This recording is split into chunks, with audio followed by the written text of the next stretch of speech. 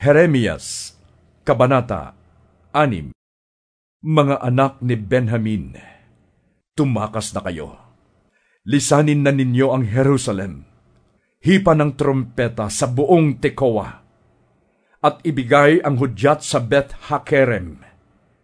Sapagkat dumarating na mula sa hilaga ang isang malaking sakuna at pagkawasak. Lunsod ng Zion, katulad ka ng isang magandang pastulan, ngunit pupuntahan ka ng mga hari at magkukuta ang kanilang mga hukbo saan man nila magustuhan at paliligiran ka ng kanilang mga tolda. Sasabihin nila, humanda kayo at sasalakayin natin ang Jerusalem.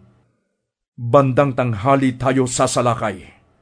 Ngunit sasabihin nila pagkatapos, huli na tayo, lumulubog ng araw, at unti-unti nang dumidilim. Subalit, humanda rin kayo. Ngayong gabi tayo lulusob, at wawasakin natin ang mga kuta ng lunsod. Inutusan ni Yahweh na makapangyarihan sa lahat, ang mga haring ito na pumutol ng mga punong kahoy at magbunto ng lupa, upang maging kublihan nila sa kanilang pagkubkob sa Jerusalem. Ang sabi niya, paparusahan ko ang lunsod na ito, sapagkat naghahari dito ang pang-aapi. Patuloy ang paglaganap ng kasamaan sa Jerusalem, tulad ng pagbalong ng tubig sa balon. Karahasan at pagkawasak ang nababalita, karamdaman at mga sugat ang aking nakikita sa paligid. Mga taga-Jerusalem, ang mga ito'y magsilbing babala sa inyo, sapagkat kung hindi, iiwan ko kayo. Ang inyong lungsod ay gagawin kong disyerto, isang lugar na walang maninirahan. Sinabi sa akin ni Yahweh na makapangyarihan sa lahat, uubusin ng Israel katulad ng isang ubasang walang ititirang bunga. Kaya't tipunin mo ang lahat ng maaari mong iligtas habang may panahon pa. Ang sabi ko naman, sino po ang makikinig sa akin kung sila'y kausapin ko at bigyang babala? Sarado ang kanilang mga pakinig. Ayaw nilang pakinggan ng iyong mga mensahe at pinagtatawanan pa ang sinasabi ko. Ang pagkapuot mo, Yahweh, ay nararamdaman ko at hindi ko na kayang matagalan. At sinabi sa akin ni Yahweh, ibuhos mo ang aking puot sa mga batang nasa lansangan at sa mga kabinataang nagkakatipon. Bibihagin din ang mga mag-asawa, kasama pati matatanda na.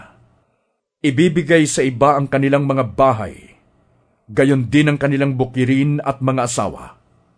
Paparusahan ko ang lahat ng naninirahan sa lupaing ito. Ang kasakiman ay laganap sa lahat, dakila at hamak. Pati mga pari at propeta man ay mandaraya. Hindi nila pansin ang kahirapan ng aking bayan. Ang sabi nila, payapa ang lahat, gayong wala namang kapayapaan. Nahihiya ba sila sa ginawa nilang kalikuan? Hindi na sila tinatabla ng hiya. Makapal na ang kanilang mukha, kaya't sila'y babagsak tulad ng iba. Ito na ang kanilang wakas, kapag sila'y aking pinarusahan. Akong si Yahweh ang nagsabi nito. Sinabi ni Yahweh sa kanyang bayan, tumayo kayo sa panulukang daan at magmasid. Hanapin ninyo ang lumang kalsada at alamin kung saan ang pinakamabuting daan. Doon kayo lumakad at magtatamo kayo ng kapayapaan. Subalit ang sabi nila, ayaw naming dumaan doon. Kaya't si Yahweh ay humirang ng mga bantay upang marinig ng Israel ang tunog ng kanilang trumpeta. Ngunit sabi nila, hindi namin iyon papakinggan. Kaya sinabi ni Yahweh, makinig kayo mga bansa. upang malaman ninyo ang mangyayari sa sarili kong bayan. Makinig ang buong sanlibutan. Ang mga taong ito'y mapapahamak bilang parusa, at iyon ang nararapat sa kanila, sapagkat hindi nila sinunod ang aking mga utos at itinakwil ang aking katuruan. Walang halaga sa akin ang kamanyang, kahit na galing pa iyon sa Seba. Hindi ko rin kailangan ng mga pabangong mula sa malalayong lupain. Ang mga handog nila'y hindi katanggap-tanggap. Hindi ako malulugod sa kanilang mga hain. Sabi pa ni Yahweh, maglalagay ako ng katitisuran nila, at silang lahat ay madadapa. Mamamatay ang mga magulang at mga anak, gayon din ang mga kaibigan at kapitbahay. Sinasabi ni Yahweh, isang malakas na bansa mula sa hilaga ang naghahanda sa pakikidigma. Mga panat sibat ang kanilang sandata. Sila'y malulupit at walang awa. Kapag nakasakay sila sa kanilang mga kabayo, nagngangalit na dagat ang kanilang katulad. Handa na silang salakayin ang Jerusalem. Ang sabi naman ng mga taga-Jerusalem, narinig na namin ang balita at nanlulupaypay kaming lahat. Labis kaming naghihirap, katulad ng isang babaeng manganganak. Ayaw na naming lumabas sa kabukiran o lumakad kaya sa mga daan, sapagkat ang mga kaaway ay may mga sandata. Takot ang nadarama naming lahat.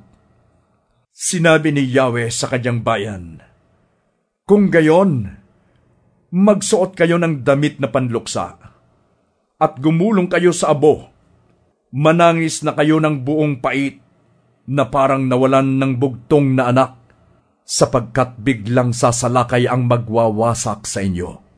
Jeremias, suriin mo ang aking bayan, gaya ng pagsuri sa bakal, upang malaman ang uri ng kanilang pagkatao. Silang lahat ay mapaghimagsik, masasama, walang ginagawa kundi ang magkalat ng maling balita. Sintigas ng tanso at bakal ang kanilang kalooban, at pawang kabulukan ang ginagawa nila. Matindi na ang init ng pugon, at nalusaw na ng apoy ang tingga. Ngunit hindi pa rin matunaw ang dumi ng pilak. Hindi na dapat ipagpatuloy ang pagdalisay sa aking bayan, sapagkat hindi naman naihiwalay ang masasama. Tatawagin silang pilak na patapon, sapagkat akong si Yahweh ang nagtakwil sa kanila.